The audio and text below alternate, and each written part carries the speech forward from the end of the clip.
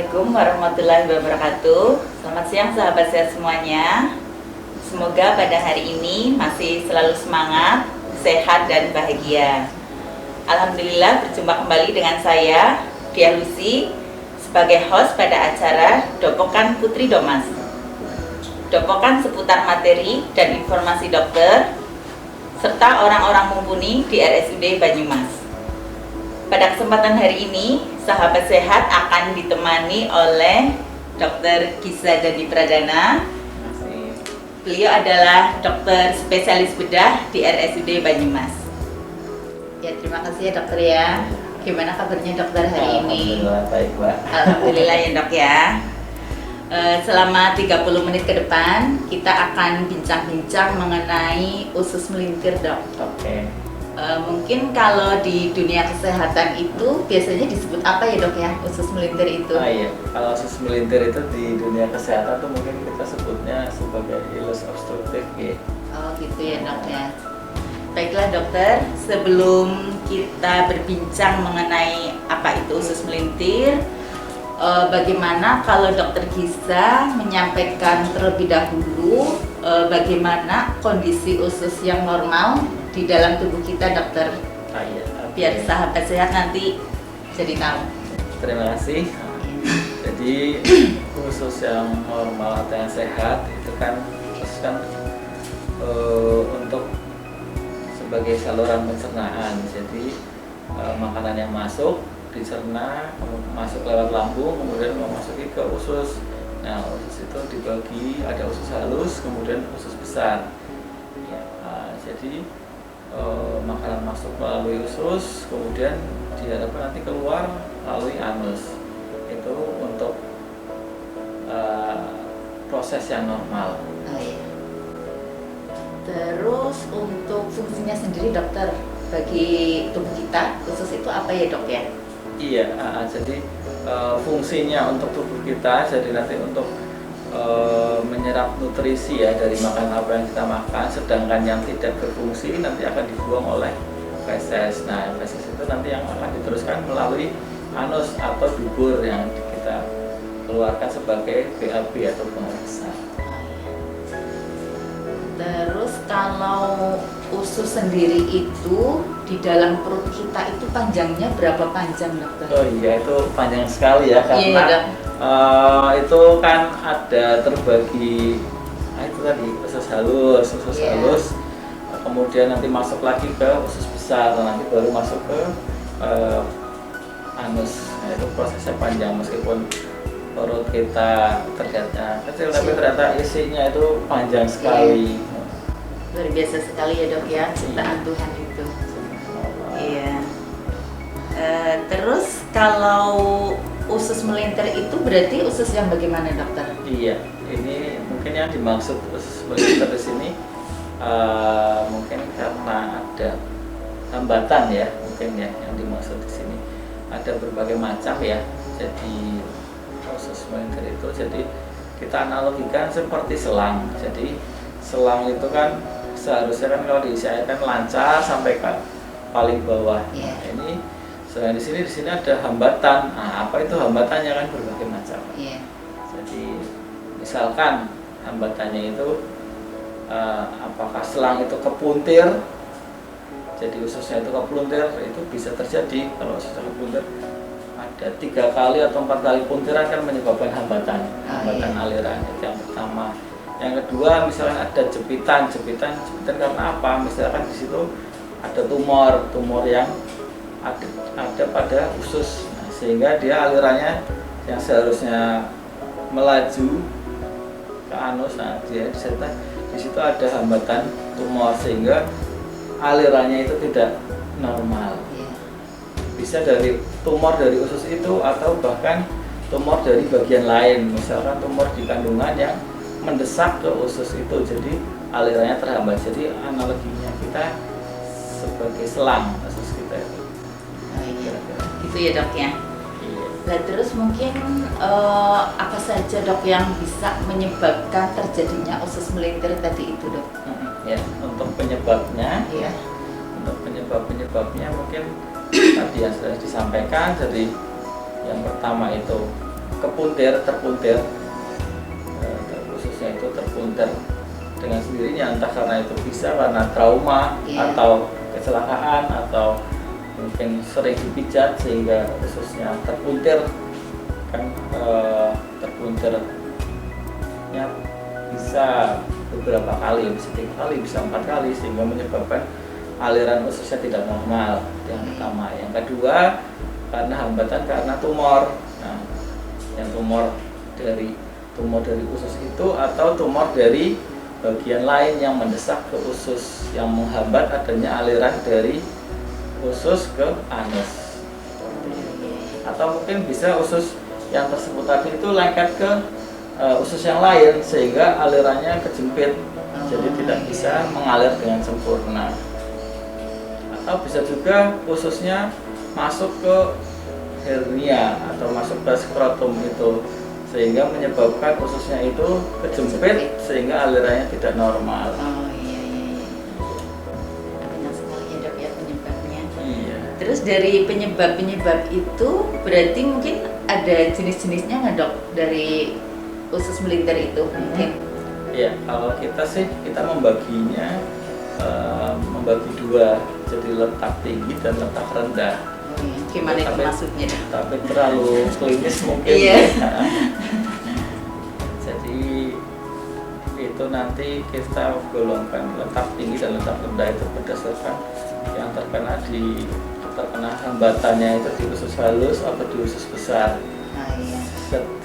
Misalkan yang terkena di usus halus hambatannya berarti kita menyebutkannya di letak tinggi, terus sedangkan yang di sisi atas gitu ya. Iya, sedangkan yang usus besar yang terhambat kita menyebutnya letak rendah. Iya. Terus dari kejadian usus melintir itu ya dok ya, biasanya keluhan apa yang ditimbulkan dari orang yang mengalami itu dok? Iya, oke. Terima kasih. Jadi untuk gejala-gejalanya itu Mbak, jadi kita kembali lagi analoginya pada selang. Nah, selang itu jika ada hambatan berarti nanti dia akan terjepit sehingga nanti dia akan kembali lagi ke tempat asalnya, atau kalau di bahasa kita mungkin muntah ya, muntah. Karena alirannya itu ada yang terjepit sehingga dia kembali lagi. Yang pertama muntah, terus kemudian perutnya jadi terasa kembung karena yang seharusnya udara itu bisa menjadi kentut karena ada hambatan sehingga usus itu membesar dan terasa kembung. Kemudian yang selanjutnya seharusnya bisa mengeluarkan BAB karena ada hambatan sehingga dia tidak bisa buang air besar. Kemudian dia mungkin akan merasakan nyeri karena ada tekanan di rongga perut sehingga dia merasakan nyeri. Itu dok, biasanya kan kalau di sekitar kita itu mengalami keluhan-keluhan seperti itu dok ya, biasanya suka dipijet dok. Oh iya. Biasanya kan kita itu persepsinya itu kalau kembung itu kan berisi udara ya dok ya di dalam perut. Terus nanti dipijet biar bisa kentut. Nah itu kalau dipijet itu boleh nggak dok? Iya, sebaiknya jangan ya kalau untuk dipijet karena di sana akan memperparah dari hambatan tersebut. Jadi yang pertama bisa terjadi perlengketan di usus. Malah lebih berbahaya ya dok ya? Malah lebih berbahaya. Apalagi kalau dia itu sudah perforasi atau sudah bocor sehingga bocorannya itu malah menyebar ke seluruh perut kalau dipijat. Yang pertama. Yang kedua, karena posisi usus yang mengembung, jika dipijat, jika diberi tekanan nanti usus tersebut malah berisiko bocor sehingga malah membahayakan pasien tersebut. Terus jadi apa yang harus dilakukan dok apabila terjadi keluhan-keluhan seperti itu? Oh iya, betul ya. Jadi jika terjadi keluhan seperti perutnya kembung, susah BAB, kemudian lama tidak kentut, kemudian diisi makanan muntah atau mual, nafsu makannya menurun karena adanya rasa kembung, kita lebih baik kita mensarankan ke pasien lebih baik langsung berobat ke IGD yang terdekat. Oh iya. Nanti di sana kita akan melakukan pemeriksaan dari mulai anamnesis atau tanya jawab, kemudian kita lakukan pemeriksaan fisik, pemeriksaan pada perut, kemudian kita akan rektal C, kemudian kita akan lakukan pemeriksaan penunjang. Biasanya kita akan melakukan ronsen pada perut. Oh iya. Kalau di ronsen nanti kelihatan ya dok ya? Iya. Kalau Nanti usus kita, melintirnya itu. betul. Nanti kita akan melihat dia ada gambaran, biasanya ada gambaran usus yang melebar atau dilatasi. Karena sumbatan itu mungkin Sumbatan, ya. betul sekali. Terus nantinya ya dok ya, semisal dari pemeriksaan itu sudah diketahui adanya usus melintir. Terus biasanya tindakan selanjutnya apa dok? Ya, untuk sementara untuk menangani kegawatannya, yang pertama kita pasti akan melakukan pemasangan selang hidung atau kita di bahasa medis dengan nasogastric tube.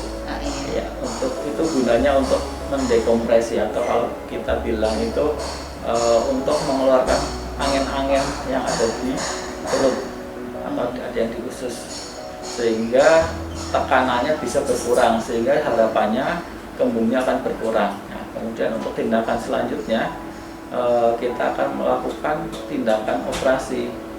Operasi itu bertujuan untuk yang pertama kita akan mencari apa sih penyebabnya dari usus yang melintir itu. Jika memang adanya suatu tumor, ya berarti kita harus mengangkat tumor tersebut supaya hambatannya menghilang. Tapi jika misalkan penyebabnya adalah usus yang terpuntir, nah itu kita kembalikan usus yang terpuntir tersebut. Kita nilai ulang apakah usus tersebut masih layak atau tidak untuk dipertahankan. Kalau memang usus tersebut tidak layak untuk kita pertahankan, kemudian kita harus lakukan pemotongan usus. Jika memang usus tersebut sudah tidak bisa dipertahankan, kita potong kemudian kita sambung ulang. Jika penyebabnya itu hernia atau yang kita sebut tedun, ya kita berarti harus merepair atau kita harus memperbaiki dari hernia tersebut. Usus yang masuk ke skrotum itu harus kita naikkan, kemudian hernianya kita repair, tedunnya kita perbaiki, kemudian kita nilai ususnya. Kalau memang ususnya masih layak atau masih viable, kita bisa pertahankan. Tapi jika sudah tidak viable atau sudah tidak layak dipertahankan, kita harus potong kemudian kita sambung lagi. Terus ini dok, kalau terjadi keadaan usus melintir itu, apakah ada dok tindakan yang tidak mengharuskan dengan tindakan operasi gitu dok? Misalnya diobati saja gitu, bisa apa enggak? Oh iya, ya. Itu kita kalau memang itu sudah betul itu ileus obstruksi, Iya. dengan pengobatan itu tidak bisa, karena itu kan penyebabnya kan adanya hambatan. Hambatan itu biasanya ya ada berbagai macam, tapi kan biasanya itu tumor ya, sehingga tumor itu kan harus dibebaskan. Kalau tidak dibebaskan, usus itu tetap tidak bisa menjalankan dari sisa-sisa makanannya. Berarti hampir semua kejadian usus melintir itu harus dilakukan tindakan operasi ya dok ya? Betul. Oh iya. Terus mungkin yang terakhir ya dok ya, mungkin dari dokter Gisra akan menambahkan kembali dok informasi yang lainnya, silakan. Ya, jadi saya resume kalau untuk dari hambatan di usus kita ada berbagai macam hambatan ya. Yang pertama bisa karena adanya tumor yang menyebabkan hambatan di usus. Yang kedua bisa karena usus tersebut itu terpuntir sehingga hambatan usus itu terjadi. Kemudian yang ketiga bisa karena dari adanya usus yang turun ke kantong skrotum atau kita bisa menyebutkan hernia atau tedun. Ya, itu salah satu penyebabnya.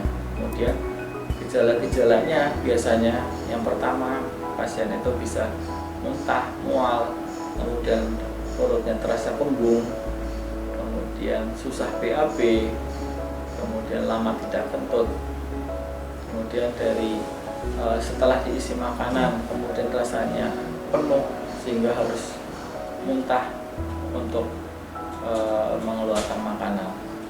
kemudian apa yang harus kita lakukan jika terjadi hal-hal demikian, segera dibawa ke IGD yang terdekat untuk dilakukan pemeriksaan lanjut oleh tenaga medis. Baiklah Dokter Giza, untuk bincang-bincang hari ini kita cukupkan sekian. Terima kasih atas kehadirannya, terima kasih juga atas materi dan informasinya. Semoga bermanfaat bagi sahabat sehat semuanya. Semoga kita masih bisa berjumpa lagi dalam acara Dobokan Putri Domas yang akan datang. Silakan sahabat sehat bisa memberikan usulan mengenai tema atau judul materi untuk Dobokan Putri Domas selanjutnya. Silakan sahabat sehat bisa menuliskan pada kolom chat. Jangan lupa like, share, and subscribe. Terima kasih, mohon maaf bila banyak kekurangan. Wassalamualaikum warahmatullahi wabarakatuh.